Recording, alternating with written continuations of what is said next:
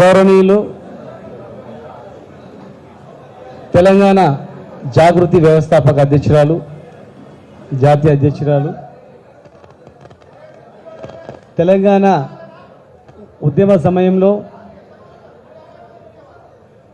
తెలంగాణ సంస్కృతి సాంప్రదాయాలను ప్రపంచానికి చాటి చెప్పినటువంటి మన అక్క కవితక్క గారు మరి ఈరోజు ఇక్కడ రావడం వారి మనస్ఫూర్తిగా స్వాగతం పలుకుతూ మరి వచ్చినటువంటి పెద్దలు ఎంపీ గారికి, శ్రీనివాసరెడ్డి గారి, మాజీ మంత్రివర్యులు చంద్రకరణ గారికి, రాజేశ్వర్ గౌడ్ చైర్మన్ గారికి, మున్సిపల్ చైర్మన్ గారికి, వెంకటయ్య చైర్మన్ గారికి, కృష్ణమోహన్ గారికి, సుధాశ్రీ అనిత పాండంగరెడ్డి గారు ఎంపీ, వైస్ ఎంపీపీ, కృష్ణమోహన్ అధ్యక్షులు, ఫ్లోర్ లీడర్ రవికిషన్ రెడ్డి గారు, రాజేష్ గారు, చైర్మన్ వెంకన్న, మాజీ చైర్మన్లు అందరికీ, కౌన్సిలర్స్ కూర్చోమని చెప్పమ్మా, వాళ్ళు కూడా ఛాన్స్ కూర్చొని పెట్టండి. వైస్ చైర్మన్ గారికి అందరికీ నమస్కారం.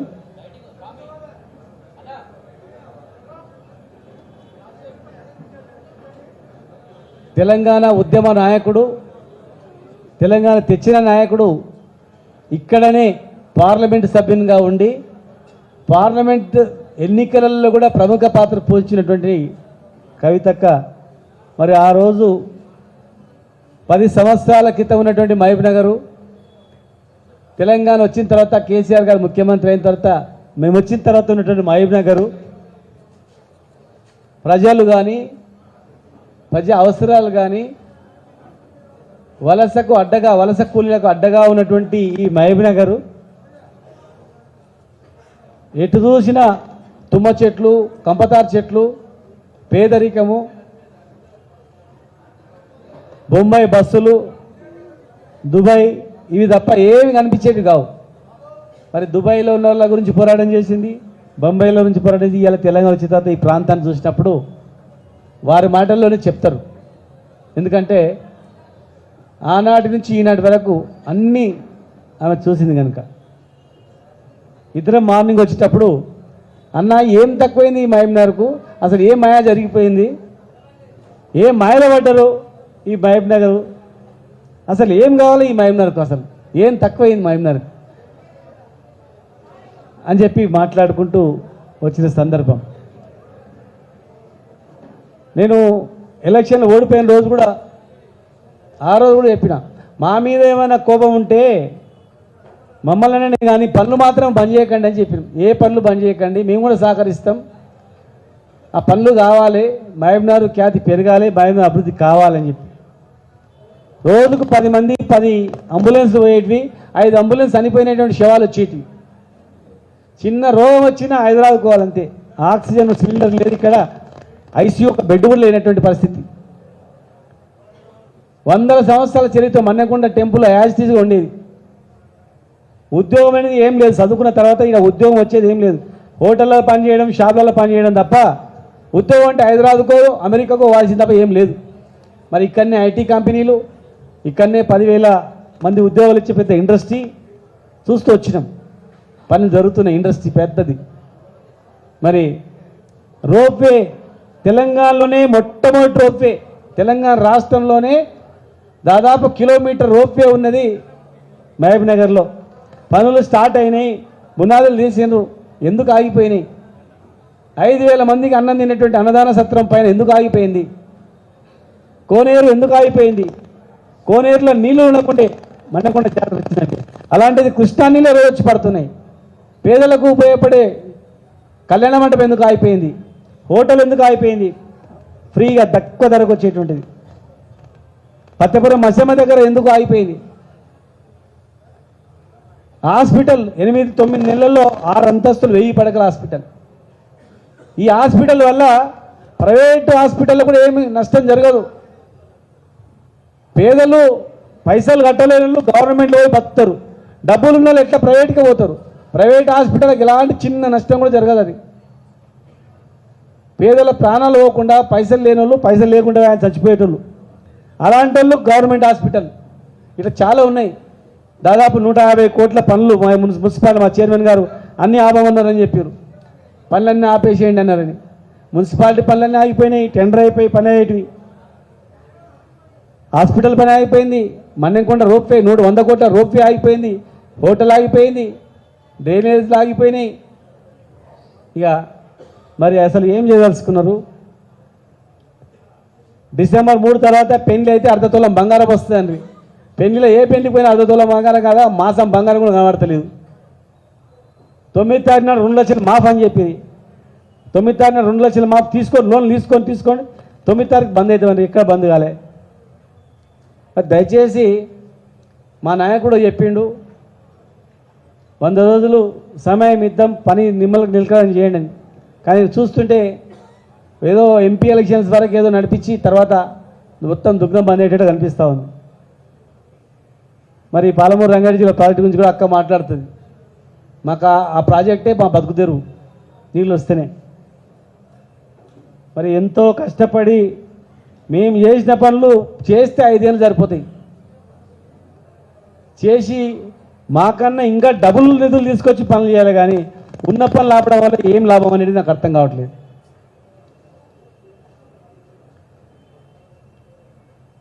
మా కౌన్సిలర్స్ కొంతమంది పేపర్లు వస్తుంది, మొత్తం మీకే అప్పచెప్తాం. మరి చేయండి, ఏముంది? టోటల్గా మొత్తం గుండుకు తప్పేపండి మేము అప్పచెప్తాం. కొనడం ఎందుకు? సంతలాగా ఉన్నట్లు కొనడం ఎందుకు, చేయడం ఎందుకు? మాకు కావాలా సీట్ అని చెప్పండి, మేమే ఇచ్చేస్తాం. కానీ ఇదేం పద్ధతి? మేము చేయము అట్లాంటి. మరి ఏం చేస్తున్నారు?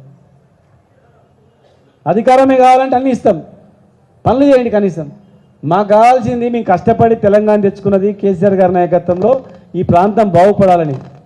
ఆయన అహర్నిశలు శ్రమించింది ఆ మహనీయుడు తెలంగాణ బాగుపడాలని. మరి ఇంత బాగు చేసి ఇన్ని నిధులు చేస్తే మధ్యంతరంగా అన్ని ఆపడం అనేది ఏం లాభం?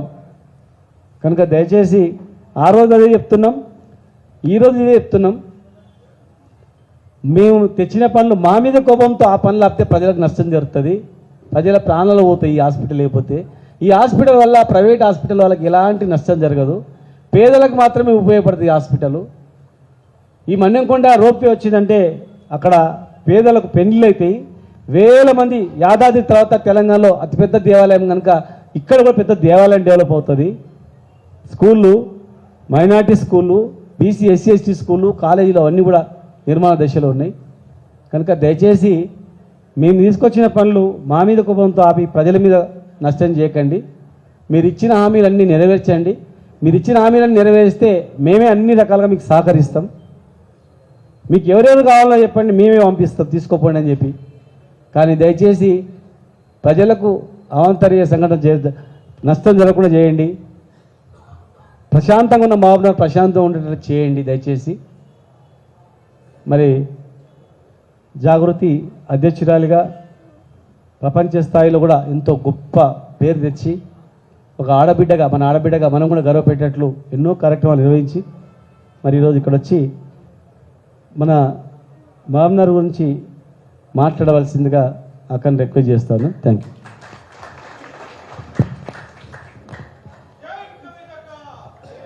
జై తెలంగాణ, జై కేసీఆర్.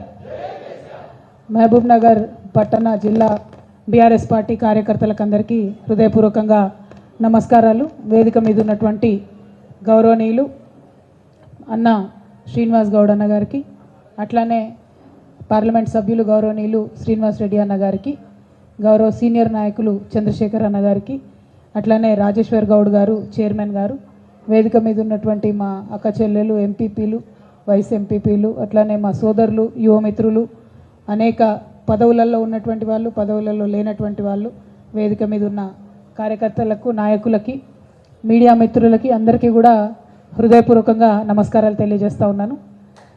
మహబూబ్ నగర్ జిల్లాకు నాకు ఒక ప్రత్యేకమైనటువంటి అనుబంధం ఉన్న విషయం మీ అందరికీ తెలిసిందే. 2009లో ఎప్పుడైతే గౌరవ కేసీఆర్ గారు మహబూబ్ నగర్ నుంచి పోటీ చేయాలని నిర్ణయం తీసుకున్నారో ఆనాడు ఇక్కడికి వచ్చినామంటే అప్పటి నుండి ఈ జిల్లాతోని అనుబంధం, అప్పటి నుండి ఇక్కడ జిల్లా పార్టీతోని, కార్యకర్తలతోని, నాయకులతోని ఒక ప్రత్యేకమైనటువంటి అనుబంధం అన్నది నా జీవితంలో ఎదురైనటువంటి ఒక మంచి ఘటనగా నేను అనుకుంటా ఉంటాను. అందుకే నిజామాబాద్ వాళ్ళు ఎట్లయితే నా దగ్గరికి అధికారంతో వస్తారో మహబూబ్ నగర్ వాళ్ళు కూడా నా దగ్గరికి అట్లనే అధికారంతో వచ్చి ఏమన్నా పనులున్నా, ఏమున్నా, చెప్పేది ఉన్నా, మాట్లాడేది ఉన్నా ఆపత్తికి సంపత్తికి వచ్చిపోతూ ఉంటారు. ఇవాళ కూడా మరి మహబూబ్ నగర్లో గౌరవనీయులు దేవరకద్ర మాజీ శాసనసభ్యులు వారి సోదరులు మరి మొన్ననే గతించినారు. వారి ఇంటికి పోయి వారిని పరామర్శ చేయడానికి ఆళ్ళ వెంకటేశ్వర రెడ్డి గారి దగ్గరికి వెళ్ళి రావడం జరిగింది. ఒక మంచి కుటుంబ సభ్యుల్లాగా మహబూబ్ నగర్లో ఉండేటటువంటి మన నాయకులందరితో కూడా అనుబంధం ఉంది కాబట్టి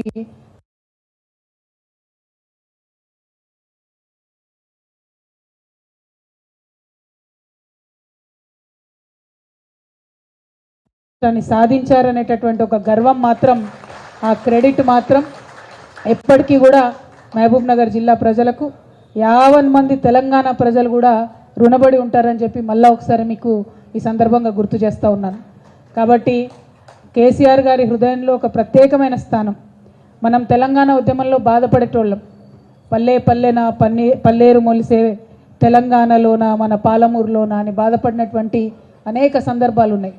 ఆనాడు చాలామంది మిత్రులతోని మరి మహబూబ్ నగర్లో వలసలు ఎందుకు జరుగుతున్నాయి, ఈ వలసలను ఎట్లా ఆపాలి అని చెప్పి గ్రామాన తిరిగి ఆనాడు జాగృతి కార్యకర్తలు, బీఆర్ఎస్ కార్యకర్తలు తిరిగి ఆలోచన చేసినాం. ఎన్నో మంది స్వచ్ఛంద సేవా సంస్థలతోని అన్ని ప్రాంతాల్లో కూడా తిరిగి మా ప్రయత్నాలు మేము చేసినాం. అవి చేస్తున్నటువంటి సందర్భంలో మనకు అర్థమైంది ఏంటంటే మొత్తం భారతదేశంలో లార్జెస్ట్ డిస్ట్రిక్ట్ 35 లక్షల ఎకరాల పైచిలకు భూగోళంతో సాగు చేసేటటువంటి ఆస్కారం ఉన్నటువంటి భూమితోని భారతదేశంలో అత్యంత పెద్ద జిల్లాగా మన పాలమూరు ఉంది. ఇంత పెద్ద జిల్లా ఉండి పక్కకే కృష్ణానది ఉండి ఎక్కడా కూడా మనకు పంటలు పండక మహబూబ్ నగర్లో చాలామంది భూములు ఉన్నోళ్ళు కూడా ఇడిచిపెట్టుకొని హైదరాబాద్ జంట నగరాలలో పోయి చాలా కూలీనాలి చేసుకొని బతికినటువంటి సందర్భం మీ అందరు కూడా గుర్తే ఉంటుంది. అందుకని ఒక బాధతోని, ఒక ఆర్తితోని తెలంగాణ రాష్ట్రం వచ్చిన తర్వాత ఎట్టి పరిస్థితుల్లో కృష్ణా నీళ్లు మనకు రావాల్సిందే, మన పాలమూరు పచ్చబడాల్సిందే అనేటటువంటి ఒక ఆలోచనతో గౌరవ ముఖ్యమంత్రి గారు పనిచేసారు. ఇంతకుముందు మేము వస్తుంటే మా అన్న వాళ్ళు అంటున్నారు, అందరూ సీనియర్స్ కార్లో కూర్చున్న వాళ్ళు, అక్క గుర్తుందా 2009లో మనం ప్రచారానికి పోతే 5 రోజులకోసారి 7 రోజులకోసారి మంచినీళ్ళు వస్తుండే, అది 14 రోజులకోసారి వస్తుండే. మా ఎంపీ గారు కూడా వారి అనుభవం చెప్తా ఉండే, ఇక్కడనే నేను డిగ్రీ చదువుకున్నాక నీళ్ళంటే దిక్కులేని పరిస్థితి ఆనాడు ఉండే, ఇప్పుడు ఎట్లా మారిపోయింది అని సంతోషంగా మేము అనుకుంటున్నటువంటి సందర్భం. కేవలం తెలంగాణ వచ్చినాక 10 అంటే 10 ఏళ్లలో పట్టుబట్టి ప్రయత్నం చేసి అనేకమైనటువంటి పనులు చేసుకున్నాం. అది మీ అందరి కళ్ళ ముందు ఉన్నది. ముఖ్యంగా మనకు ఎప్పుడైనా నీటి సమస్య ఉండే పెండింగ్ ప్రాజెక్ట్స్ ఏవైతే ఉంటాయో కల్వకుర్తి, నెట్టెంపాడ్, కోయిల్ సాగర్, భీమా, వీటన్నిటిని కూడా మనం పెండింగ్ ఉన్న వాటిని పూర్తి చేసుకొని ఎక్కడ మంచినీటికి ఇబ్బంది లేకుండా 11 లక్షల ఎకరాలకు సంబంధించి ఇదే పాలమూరులో పంట పండేటట్టుగా ఈ పోయిన 10 ఏళ్లలో మనం పనిచేయడం జరిగింది. ఆ తర్వాత అనేక సందర్భాలలో నాకు గుర్తుంది, ఇక్కడ నుండి పచ్చటి పొలాలు ట్విట్టర్లలో, సోషల్ మీడియాలలో పెట్టి ఇది ఎక్కడ గుర్తుపట్టండి అని అడిగితే పాలమూరు అంటే నమ్మనటువంటి సందర్భాలు 5 ఏళ్ల కిందటి దాకా కూడా ఉండే. అక్కడ నుంచి వడ్లు తీసుకొచ్చి కేసీఆర్ గారికి అనేక మంది నాయకులు నీళ్ల కోసం బాధపడి ఉద్యమాలు చేసినటువంటి వాళ్ళు ఇక్కడ నుండి వడ్లు తీసుకొచ్చి కేసీఆర్ గారికి బహుమతి ఇచ్చినటువంటి సందర్భాలు కూడా ఇంకా నా కళ్ళలో మెదులుతూ ఉన్నాయి. అట్లా చాలా సంతోషంగా మహబూబ్ నగర్ ప్రజలు చాలా ఆనందంగా ఉన్నారు అని చెప్పి మనం భావించడం. సరే, ఎన్నికలు వచ్చినటువంటి సందర్భంలో రకరకాల అంశాలు ముందుకొచ్చి ఇక్కడ ఇదివరకు వచ్చినంత మంచి రిజల్ట్ మనకు రాలేదు.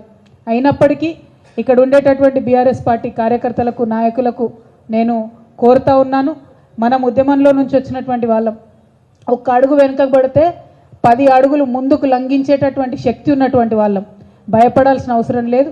ఇప్పుడు వచ్చినటువంటి రిజల్ట్ని చూసుకోవాలి, అనలైజ్ చేసుకోవాలి, విశ్లేషించుకోవాలి, అర్థం చేసుకోవాలి, ఎక్కడ తప్పు జరిగింది, ప్రజల ప్రేమను ఎక్కడ కోల్పోయినామన్న విషయాన్ని అవగాహన వేసుకోవాలి, పట్టు పట్టాలి, కొట్లాడాలి, మళ్ళా పోయిన కాడనే తిరిగి సంపాదించుకోవాలి. అందులో వెనుకపోయేది లేదు, గుండె ధైర్యం కోల్పోవాల్సినటువంటి అవసరం అసలుకే లేదు.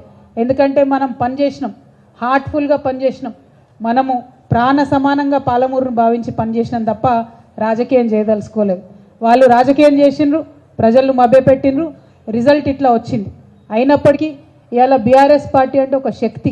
బీఆర్ఎస్ పార్టీ అంటే ప్రతి ఊర్లో 70% రాజకీయంగా ఇంట్రెస్ట్ ఉన్న వాళ్ళు మొత్తం కూడా 70-80% మంది బీఆర్ఎస్లో ఉన్నటువంటి పరిస్థితి. లక్షలాది మంది సైనికులు ఉన్నటువంటి పార్టీ మన పార్టీ. అధైర్యపడాల్సిన అవసరం లేదు, చేయాల్సిన పనులు చాలా ఉన్నాయి. ఇప్పుడు పాలమూరు సగం కళ పూర్తి చేసుకున్నాం, మనం పెండింగ్ ప్రాజెక్టులు పూర్తి చేసుకున్నాం. పాలమూరు రంగారెడ్డి అనేటటువంటి ప్రాజెక్టు కృష్ణా జలాలను పర్మనెంట్గా పాలమూరుకు మళ్ళీ ఇచ్చేటటువంటి ప్రాజెక్టు. ఆ ప్రాజెక్టు కూడా 90% మన గవర్నమెంట్లోనే కేసీఆర్ గారి ఆధ్వర్యంలో మనం పూర్తి చేసుకున్నాం. ఏనుగెళ్ళింది తోక ఇక్కింది అంటారు, గట్లుంది ఇప్పుడు దాని పరిస్థితి. 90% పని ఆల్రెడీ అయిపోయింది, ఇంకా 10% పని మిగిలింది. మన పాలమూరు రంగారెడ్డి లిఫ్ట్ ఇరిగేషన్లో మనకు 5 పెద్ద పెద్ద రిజర్వాయర్లు ఉన్నాయి. 69 టీఎంసీలతోని కడుతున్నటువంటి ప్రాజెక్ట్ ఇది.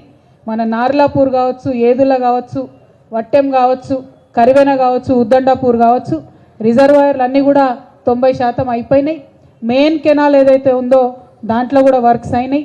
అందులో నార్లాపూర్లో మీ అందరికి గుర్తుండుంటుంది, కేసీఆర్ గారు వచ్చి ట్రయల్ రన్ కూడా చేసిపోయినటువంటి సందర్భం.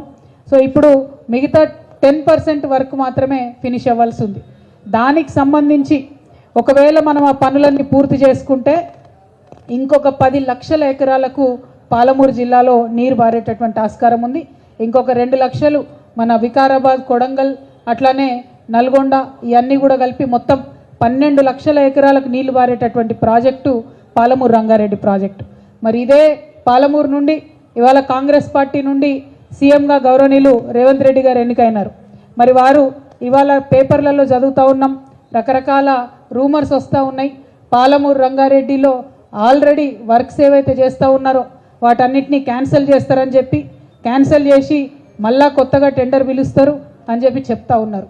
ఇక్కడ పాలమూరు రంగారెడ్డి విషయంలో గౌరవ ముఖ్యమంత్రి వర్యులు ఆనాడు కాంగ్రెస్ పార్టీలో ఉండి ఇదే రేవంత్ రెడ్డి గారు తప్పుడు కేసులు వేయించిన, దొంగ కేసులు పెట్టించిన, నేషనల్ గ్రీన్ ట్రిబ్యునల్కి పోయి ఆపే ప్రయత్నం చేసినా కూడా ఇది water project, drinking water project, దీన్ని ఆపొద్దు అని చెప్పి పనులు ఎక్కడ ఆపకుండా మనం మెయిన్ రిజర్వాయర్లు అన్నీ పూర్తి చేసుకున్నాం. ఇప్పుడు ఇంకా అనుమతులు ఢిల్లీలో వచ్చేటివి అన్నీ కూడా ఫినిష్ చేసుకున్నాం. ఇంకా చివరి అనుమతులు కొన్ని వచ్చేటివి ఉన్నాయి. దాని మీద దయచేసి సీఎం గారు దృష్టి పెట్టినట్టయితే ఈ ప్రాజెక్టుకి నేషనల్ ప్రాజెక్ట్ హోదా వస్తుంది. ఈ అనుమతులన్నీ కూడా పూర్తయిపోయి ప్రాజెక్టు ల్యాండ్ అయ్యేటటువంటి స్కోప్ ఉంటుంది. కాబట్టి రేవంత్ రెడ్డి గారికి బీఆర్ఎస్ పార్టీ తరఫున, పాలమూరు ప్రజల తరఫున నేను రిక్వెస్ట్ చేస్తున్నది ఒకటే, ఇప్పుడు జరిగేటటువంటి పనులను మళ్ళా క్యాన్సిల్ చేస్తే, మళ్ళా మొత్తం చేయాలి అని చెప్పి మళ్ళా రీటెండర్ చేయాలని చెప్తే దాంతో ఇంకొక 2 పంటలకు పాలమూరు ప్రజలకు, పాలమూరు రైతులకు నీళ్లు రావడం ఆగిపోతుంది. త్వరితగతిన ఈ పనులన్నీ పూర్తి చేసుకుంటే ఇమీడియట్గా వచ్చే వర్షాకాలంలో చాలా చోట్ల నీళ్ళు ఇచ్చేటటువంటి ఆస్కారం ఉంటుంది. కాబట్టి ఇంకా డీలే చేయకుండా ఈ ప్రాజెక్ట్ని ఏదో మళ్ళీ క్యాన్సిల్ చేసి టెండర్లు కాల్ఫర్ చేస్తామని చెప్తా ఉన్నారు. మరి దీని వెనుక మతలబ్ ఏందన్నది సీఎం గారు అందరికి కూడా నిజంగా ఎక్స్ప్లెయిన్ చేయాల్సినటువంటి సందర్భం. ఎందుకోసం అడుగుతా ఉన్నామంటే గౌరవ కేసీఆర్ గారు ప్రాణహిత చేవెళ్ళ ప్రాజెక్ట్ని రీడిజైన్ చేస్తున్నామంటే రకరకాలుగా మాట్లాడిరు, ఏం చేస్తున్నారు, ఏం సంగతి అని. రీడిజైన్ చేసి ఎక్కువ ఎకరాలకు ఎక్కువ ఆయకట్టును మనం కవర్ చేయడానికి నీళ్ళు ఆనాడు ఇచ్చినాం. మరి ఇవాళ మేము పేపర్లలో చదువుతున్నది నిజమే అయితే పాలమూరు రంగారెడ్డి ఇప్పుడున్నటువంటి పనులను మీరు రద్దు చేసే మాట నిజమే అయితే మరి ఎందుకోసం చేస్తున్నారన్న విషయాన్ని కూడా ప్రజల ముందు చెప్పాలి. అసెంబ్లీలో కూడా పవర్ పాయింట్ ప్రజెంటేషన్ ఇవ్వాలి. ఎందుకంటే డిజైన్ చేంజ్ అయినప్పుడు, మనకు ఆయకట్టు పెంచినప్పుడు, ఇబ్బంది లేనప్పుడు ఎందుకోసం టెండర్స్ క్యాన్సిల్ చేస్తూ ఉన్నాం? దానివల్ల జరిగేదేంది? ఇంకో 2 సీజన్లు పంట రాకుండా రైతులకు నష్టం జరుగుతుంది. దీని బదులు దృష్టి పెట్టి ఢిల్లీలో మిగతా రావాల్సినటువంటి అనుమతులు తెచ్చుకొని అట్లానే నేషనల్ ప్రాజెక్ట్ హోదాని పాలమూరు రంగారెడ్డికి తెచ్చుకున్నట్టయితే బాగుంటుంది. రేవంత్ రెడ్డి గారు ఒక మాట అన్నారు నిన్న మొన్న ఇంటర్వ్యూ ఇచ్చుకుంటా, ఏమని, మోడీ గారితో సత్సంబంధాలు లేవు కాబట్టి కేసీఆర్ గారికి ప్రాజెక్టుకు మనకు అన్నీ కూడా అనుమతులు రాలేదని మాట్లాడారు. మరి మీరు సత్సంబంధాలు పెట్టుకోండి, ఎవరు వద్దన్నారు? మీరు కొట్లాడండి, కేంద్ర ప్రభుత్వంతో కొట్లాడి మిగతా అనుమతులు తీసుకురండి, నేషనల్ ప్రాజెక్ట్ హోదా తీసుకురండి, శ్రద్ధ దాని మీద పెట్టండి. రైతులకు బెనిఫిట్ అయ్యేలాగా, పాలమూరు ప్రజలకు బెనిఫిట్ అయ్యేలాగా శ్రద్ధ దాని మీద పెట్టాలని చెప్పి నేను ఇవాళ ఇప్పుడున్నటువంటి ప్రభుత్వాన్ని ఇప్పుడున్నటువంటి ముఖ్యమంత్రి గారిని మేము డిమాండ్ చేస్తూ ఉన్నాం. అదేవిధంగా అనేకమైనటువంటి అంశాలు మాట్లాడడం జరిగింది వారు ప్రతిపక్షంలో ఉన్నప్పుడు. ఈ పర్టికులర్ ప్రాజెక్టుకి సంబంధించి ఎన్ని అడ్డంకులు సృష్టించాలనో అన్ని అడ్డంకులు సృష్టించినా వాటిని అన్నిటినీ క్లియర్ చేసుకుంటూ ఇవాళ మొత్తంగా 90% పనులు కూడా పూర్తి చేసుకోవడం జరిగింది. ఇంకొక 10% పనులు పూర్తి చేయడం మీద ఈ ప్రభుత్వం శ్రద్ధ పెట్టాలని డిమాండ్ చేస్తూ ఉన్నాం. అట్లనే ఇంకొక మాట, మొన్నటి వరకు ప్రజాపాలన పేరుతోని మరి అన్నీ కూడా అప్లికేషన్లు తీసుకున్నారు. 1,20,00,000 అప్లికేషన్లు వచ్చినాయని చెప్తున్నారు. నిజంగా కూడా అప్లికేషన్లు ఎందుకు తీసుకున్నారో ఇంతవరకు ప్రజలకు అర్థమైతలేదు, ప్రభుత్వానికి అర్థమైతలేదు. ఎందుకంటే ఈ డేటా మొత్తం ఎవరెవరు ఏదైతే అప్లికేషన్లు పెట్టుకున్నారో అన్ని మీ సేవా సెంటర్లలో ఆల్రెడీ డేటా మొత్తం ఉన్నది. రేషన్ కార్డు అప్లికేషన్ అయినా, వితంతు పెన్షన్ అప్లికేషన్ అయినా, ఏదైనా ఆల్రెడీ డేటా ఉన్నది. ఇక కొత్త స్కీములు కావాలనుకునే వాళ్ళు పెట్టుకునే అప్లికేషన్లు తప్ప మళ్ళీ పెట్టిన వాళ్ళతోనే పెట్టి తీసుకొని ప్రజల లైన్లో నిలబెట్టిండ్రు. అది అయిపోయింది. సరే, ఇవాళ మేము ప్రభుత్వాన్ని కోరేది ఒకటే.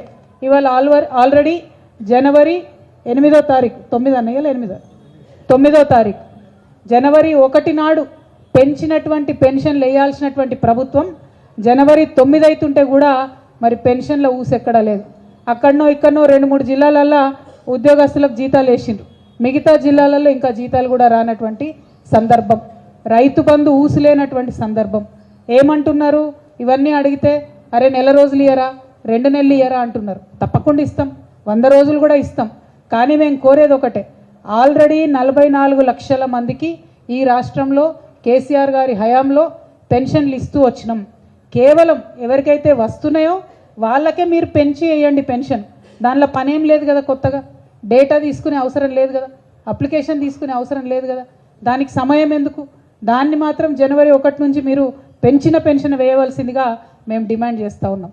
అంతేకాకుండా ఇంకొక మాట ఇచ్చింది ఈ ప్రభుత్వం, 100 యూనిట్ల కన్నా తక్కువ కరెంటు బిల్లు ఉంటే కట్టే అవసరం లేదని చెప్పింది. ఇవాళ మహబూబ్ నగర్ జిల్లా 200 యూనిట్లు, మహబూబ్ నగర్ జిల్లా ప్రజలందరికీ కూడా మేము పిలుపునిస్తూ ఉన్నాం. 200 యూనిట్ల కన్నా తక్కువ మీకు బిల్లు వస్తే కరెంటు బిల్లు కట్టకూరి. మీరు ఎందుకోసం అని చెప్తా ఉన్నాం ఈ మాట అంటే, మీరు కట్టుడెందుకు, వాళ్ళు మళ్ళీ మనకు వాపస్ ఇచ్చుడెందుకు? కట్టకుంటే మంచిగా ఉంటుంది, ప్రభుత్వానికి కూడా ఈజీగా ఉంటుంది. కాబట్టి కట్టకుండా ఉండండి అని కూడా మీ అందరికీ నేను మనవి చేస్తూ ఉన్నా. ఇట్లా ఒక్కొక్కటి వాళ్ళు చెప్పినవి కొన్ని చేసే ప్రయత్నం చేస్తున్నారు.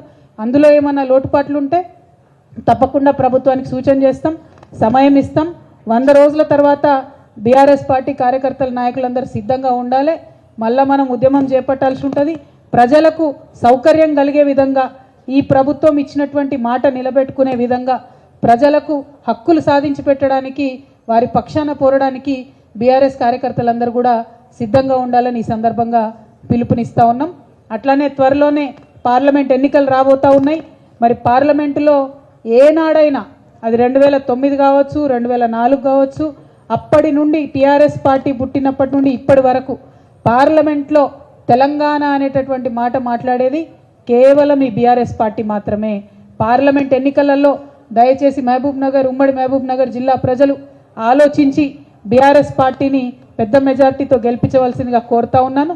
ఎందుకంటే కాంగ్రెస్ పార్లమెంట్లో ఉన్నా ఎన్నడూ వాళ్ళు తెలంగాణ గురించి మాట్లాడలే, బీజేపీ పార్లమెంట్లో ఉన్నా ఎన్నడూ వాళ్ళు తెలంగాణ గురించి మాట్లాడలే. కేవలం మాట్లాడేటటువంటి పార్టీ, తెలంగాణ హక్కుల కోసం కొట్లాడేటటువంటి పార్టీ గిదే గులాబీ జెండా, గిదే బీఆర్ఎస్ పార్టీ. కాబట్టి రానున్న పార్లమెంట్ ఎన్నికలలో బీఆర్ఎస్ పార్టీ అభ్యర్థులను పార్లమెంటుకు పంపించవలసిందిగా ఉమ్మడి మహబూబ్ నగర్ జిల్లా ప్రజలను మనస్ఫూర్తిగా కోరుతూ, మరి మహబూబ్ నగర్ జిల్లాకు వరప్రదాయిని ప్రాణప్రదమైనటువంటి పాలమూరు రంగారెడ్డి ప్రాజెక్టుకి నేషనల్ స్టేటస్ కోసం ప్రయత్నం చేయవలసిందిగా ఈ ప్రభుత్వాన్ని డిమాండ్ చేస్తూ ఉన్నాం. మీరు ఈ టెండర్లు రద్దు చేసి మళ్ళీ టెండర్లు పిలిచే ప్రక్రియలో ఇంకా 2-3 సీజన్లు రైతులకు నీళ్లు రాకుండా నష్టపోతారు. కాబట్టి ఆ ప్రక్రియను కట్టిపెట్టి తక్షణమే కేంద్ర ప్రభుత్వం మీద ఒత్తిడి తీసుకొచ్చి మిగతా పర్మిషన్లు తెచ్చి ప్రాజెక్టు పూర్తి చేయవలసిందిగా ఈ ప్రభుత్వాన్ని డిమాండ్ చేస్తూ ఉన్నాం. అవసరమైనటువంటి సూచనలు మా అన్న చాలా గొప్పగా చెప్పినారు శ్రీనివాస్ గౌడ్ అన్న గారు. మీరు ఎక్కడనో మా ఎంపీటీసీలను తీసుకుపోవడం ఎందుకు, మా కౌన్సిలర్లను గుంజుకపోవడం ఎందుకు, ఇవన్నీ వేసుడు ఎందుకు? మీకు ఏం చేయాలనుకున్నా సపోర్ట్ చేస్తాం మేము. ఎందుకంటే ఇవాళ ప్రతి స్థానిక సంస్థల్లో నిండుగా దాదాపు 80% ఉన్నది కూడా బీఆర్ఎస్ ప్రజాప్రతినిధులే. కాబట్టి అభివృద్ధిలో ఎక్కడా కూడా మేము ఆటంకపరచం.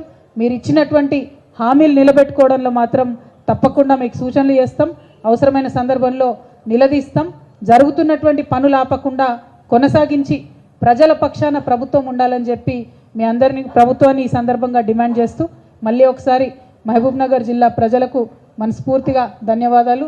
ఎప్పుడు మహబూబ్ నగర్ వచ్చినా మంచిగా పాత కార్యకర్తలందరినీ కలిసి సంతోషం అనిపిస్తుంది. మళ్ళీ ఒకసారి మీ అందరినీ కలిసినందుకు చాలా హ్యాపీ. ఈసారి పార్లమెంట్ సీటు గెలిచిన తర్వాత జైత్రయాత్రకు మళ్ళీ పాలమూరు రావాలని మనస్ఫూర్తిగా కోరుకుంటూ మీ అందరి దగ్గర కూడా సెలవు తీసుకుంటా ఉన్నాను. Thank you. జై తెలంగాణ, జై కేసీఆర్. ఎంపీ గారు ఓట్ ఆఫ్ థ్యాంక్ యూ.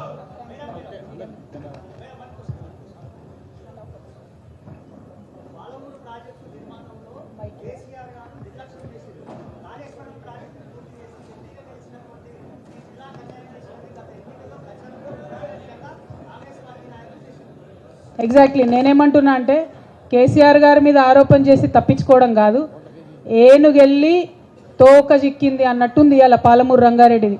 90% పనులు కేసీఆర్ గారి హయాంలోనే పాలమూరు రంగారెడ్డి పనులు అయిపోయినాయి. ఆ 90% వరకు ఎందుకైనాయి అంటే కేసులు వేసిందే ఈ కాంగ్రెస్ నాయకులు. ఆనాడు బినామీల పేరుతోని రకరకాల పేర్లతోని కేసులు వేసిందే కాంగ్రెస్ పార్టీ నాయకులు. అది వాళ్ళకు కూడా తెలుసు. అభివృద్ధి పనులను ఆపడం, ఆటంకాలు సృష్టించడం, కోర్టులకెళ్ళి అడ్డంకులు సృష్టించడం వారికి వెన్నతో పెట్టినటువంటి విద్య. కేసీఆర్ గారికి మహబూబ్ నగర్ జిల్లా అంటే ప్రాణం. దానికోసమే ప్రత్యేకంగా పాలమూరు రంగారెడ్డి ప్రాజెక్ట్ని వారు డిజైన్ చేయడం జరిగింది. ఇంకొక అంశం మీరు మంచి మాట అడిగినారు. ఈ ప్రభుత్వాన్ని మేము ఇంకొక మాట కూడా డిమాండ్ చేస్తూ ఉన్నాం.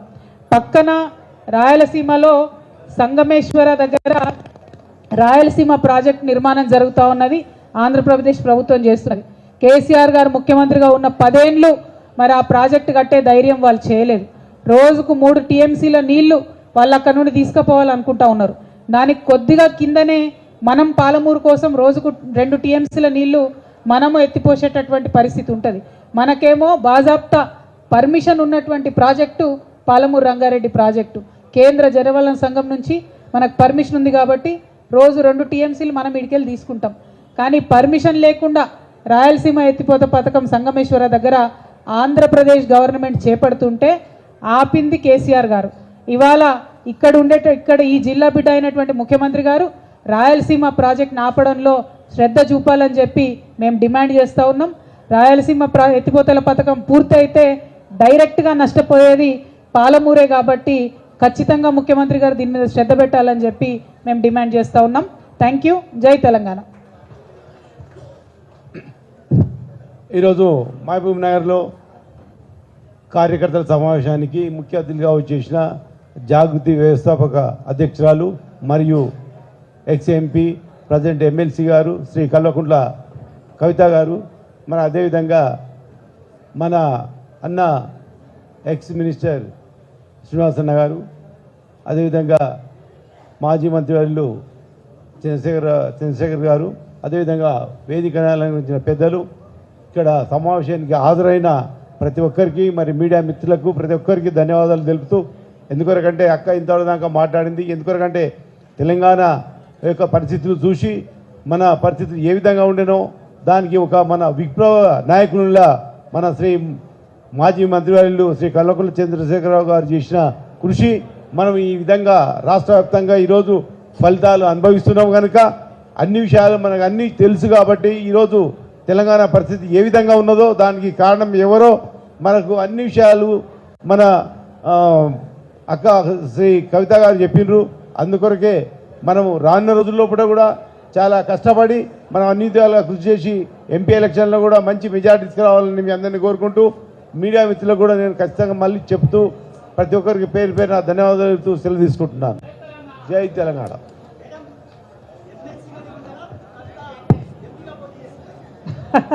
ఇట్లాంటి కాంప్లికేటెడ్ క్వశ్చన్స్ అడగద్దు బ్రదర్. పార్టీ ఏం చేయమంటే అది చేస్తాం అంతే, మాకు ఇంకొక ఆలోచన ఉండదు. Thank you. పార్టీ ఏం చేయమంటే అది చేస్తాం. Thank you. జై తెలంగాణ.